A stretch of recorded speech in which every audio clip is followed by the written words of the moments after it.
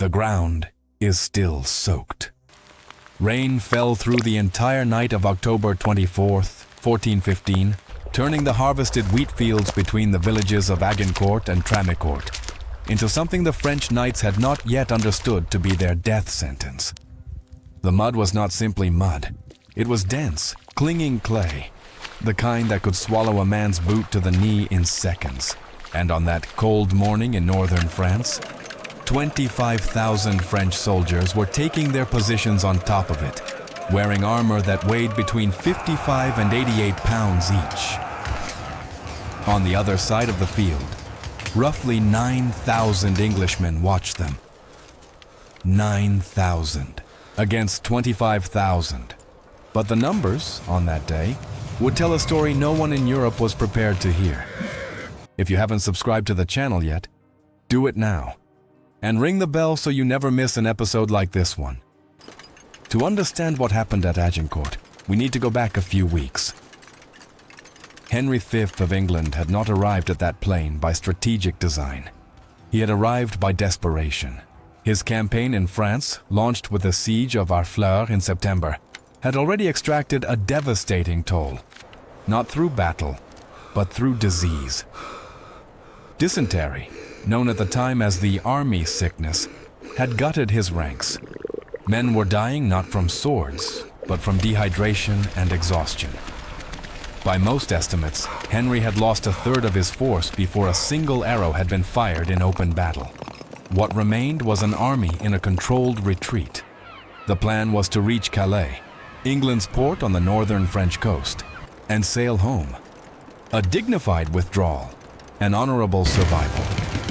But the French, humiliated by the fall of Harfleur and furious at English boots marching through the heart of their kingdom, had no intention of letting them walk away.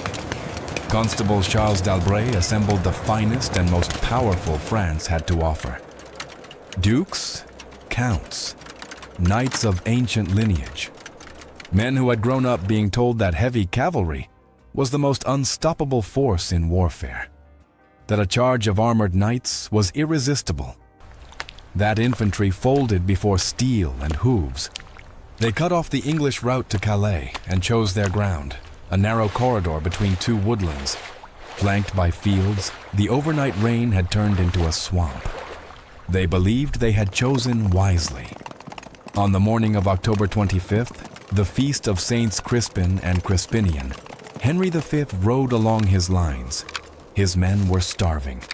Many were still battling the effects of dysentery. And here history holds a detail the chivalric chronicles preferred to leave out. A significant number of English archers had removed their trousers entirely, because the illness allowed no dignity of timing. These were barefoot men, sick men, men with weeks of hard marching in their bones and months of campaign behind their eyes. No trousers, no food, no apparent hope, and yet about to change the course of history. Let us know in the comments, where are you watching this episode from? We want to know what corner of the world this story has reached. And they were the finest archers in the known world. The English longbow, the Welsh longbow to be precise, was a weapon that took a lifetime to master. That is not a figure of speech. The skeletal remains of medieval English archers unearthed by archaeologists show characteristic deformities: asymmetrical shoulders, twisted vertebrae, abnormal bone density in the drawing arm. Training began in childhood and never stopped. An experienced archer could loose 12 arrows per minute with lethal accuracy at distances of up to 240 yards. Henry had between 5,000 and 6,000 of these men. He positioned them on the flanks, sheltered by the tree line, with sharpened wooden stakes driven into the ground before them, a makeshift barrier against cavalry. His infantry held the center. The formation was deliberately defensive. Henry knew he could not win a French charge in open ground. He needed the French to come to him. The French did not come. For hours, the two armies stared at each other. The French, confident in their overwhelming numbers, expected the English to either retreat or attack suicidally. The English, with no food and no way out, could not afford to wait. So Henry made the decision that would define the day. He ordered his archers to advance to maximum range, drive new stakes into the earth, and loose. The first English volley crossed the sky like a cloud passing before the sun. The French responded with the only move available to them, the charge. And that was exactly what Henry wanted. What unfolded in the following minutes was the slow-motion collapse of everything the French nobility believed about war. The cavalry surged forward and sank. The mud, which the French commanders had fatally underestimated, sucked at the horses' hooves, killed the charge's momentum, turned an irresistible force into a desperate, floundering crawl. English arrows came at 12 per minute, per archer, multiplied across 6,000 bows. Horses struck in the neck and legs, the only unprotected areas, panicked and wheeled back, trampling the French infantry advancing behind them. The French foot soldiers faced their own nightmare. Encased in full plate armor, marching in tight formation through mud that swallowed every step. They arrived at the English line already exhausted, already falling, already suffocating inside the very metal designed to protect them. French knights went down and could not get up. Armor built for mounted combat became a coffin the moment a man hit the ground. Many drowned in the mud. Many suffocated inside their own helmets. Many were crushed beneath the boots and bodies of their own comrades. The battle lasted less than 3 hours. When silence returned to the field at Agincourt, the numbers told an impossible story. The French lost between 7,000 and 10,000 men, most of them the high nobility of the nation. Constable d'Albret was dead.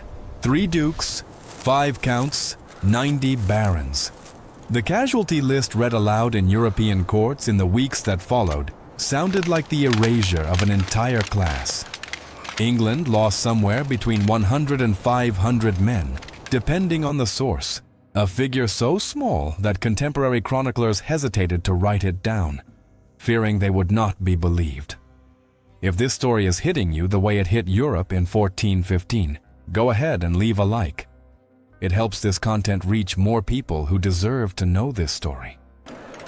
Henry V returned to England as a mythic figure. The Treaty of Troyes, signed 5 years later, would name him heir to the French throne, a direct consequence of the power vacuum Agincourt had torn open. Shakespeare would immortalize the St. Crispin's Day speech decades later, lifting the exhausted king and his sick men into something larger than history, into legend.